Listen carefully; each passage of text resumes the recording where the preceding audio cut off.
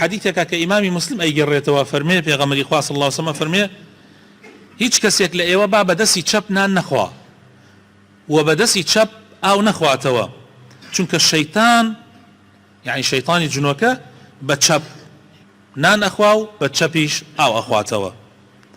یعنی بۆ ئەوەی ئێوە پارێزراو بن ئەبێ هەوڵ بدەن سونەتەکان جێبەجێ بکەن ئەوانەیان کە کافرن دێن وەسوەسە بۆ ئێمە دروسەکەن هەتا پێغەمبەر ئەفەرمێ صلى الله عليه وسلم وەکو لە حەدیثی صحيح على بخاري مسلم أفرمي يأتي الشيطان أحدكم فيقول من خلق هذا ومن خلق هذا حتى يقول من خلق ربك فإذا بلغه فليستعذ بالله ولينتهي الله هنديك لجنوك كان دين في غمر فرمي صلى الله عليه وسلم وسوسد بو دروسا كان الله كي أوي دروس كردها كي أوي دروس كردها طبعا تو الله إخواي پروردگار دين لقلتا تالا أخيرا وسوسد بو دروسا كان الله أي كي إخواي دروس كردها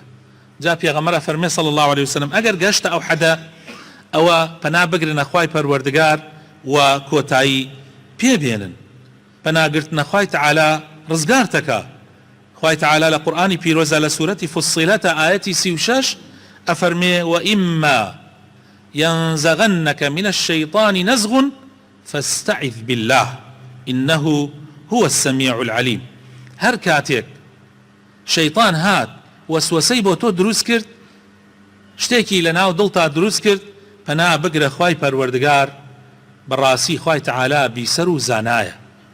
و ئەو دوو سوورەتەی ئەخیری قورئان قل أعوذ برب الفلق قل أعوذ برب الناس بۆ ئەوەیە کە ئینسان پەنا بگرێتە خوا لەو مەخلوقە ولا مەخلوقاتەکانی تریش قل أعوذ برب الفلق من شر ما خلق ومن شر غاسق إذا وقب ومن شر النفاثات في العقد ومن شر حاسد إذا حسد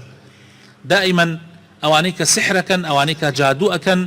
أوانيك فوءكا بقريا أنواع أشكال أمشتان بكاردين همو پنايكا لسر جنوكي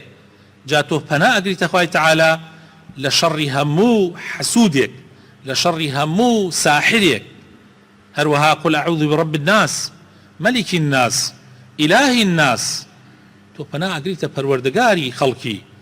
پادشاي خلقي بديهينر و پرسراوي خلقي من شر الوسواس الخناس لشر أو وسواسيك لناو دلا جنوك كان وشيطان كان دروسي كان الذي يوسوس في صدور الناس من الجنة والناس كدين لناو دلتا وسوسة دروسا كان إيتر أو شيطانانا شيطاني جنوك به يا شيطاني إنسان مروفا كان به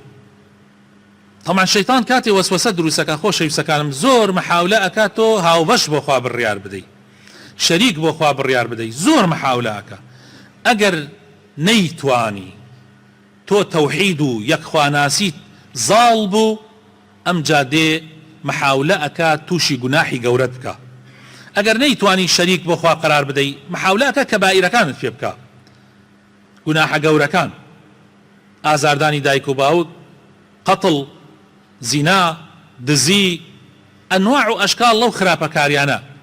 غيبات بختيان قماني خراب إتر أوانات بو دروسك أجر نيتواني أم جادية چيد بو دروسك محاولة أكا هول أدا توشي قناحي بتشوكد بكا أرى ما قناحي وردية و هیچ تأثيرك ناكا و چي أوانا جا قناحا بوردكانيش أجر إنسان بردوام بلا سري أبيا بقناحي قورا إتر شيطان بردوام دي أو وسواسانات بو دروسكا توش أبيا بردوام أقات لخود بي